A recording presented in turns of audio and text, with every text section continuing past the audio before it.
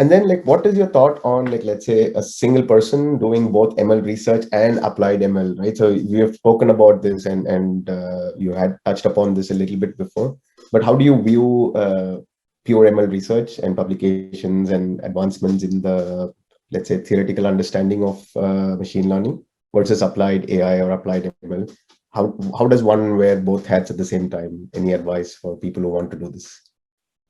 Yeah, look, both are important. Like someone needs to kind of study theoretical machine learning because I mean, machine learning is still a very young field. So as we keep doing applied machine learning, and we are seeing a lot of success with that, but in order to advance the science, it is important to understand properties of these methodologies. And so that's where theoretical machine learning is important, because the more we understand, the better we can do things in the future, right? So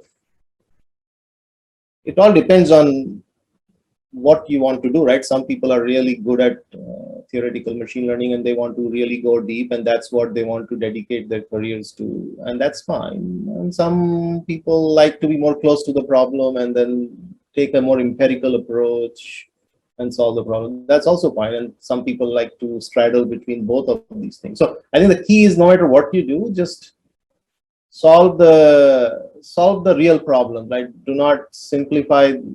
It's better to get an approximate answer to a real problem than an exact answer to a artificial problem. I mean, that's really what I think is more important than anything else. So as long as you're solving something that is going to help us understand or help us create a better solution for something that is really a real life problem and that could really make an impact to the world, it's okay, right? I mean, there is no problem with kind of pursuing whether you pursue theoretical or applied, doesn't matter in that opinion. And again, it's a continuum, right? Like we keep straggling between one extreme to the other, depending on your interest and depending on what you're good at.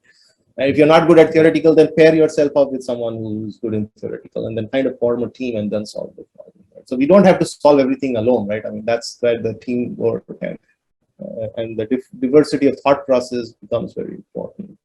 And that's how we should form teams as well, in my opinion. Like when you're forming machine learning teams, you should kind of make sure that you have different kinds of people who can work together to kind of solve these problems. Absolutely. Absolutely.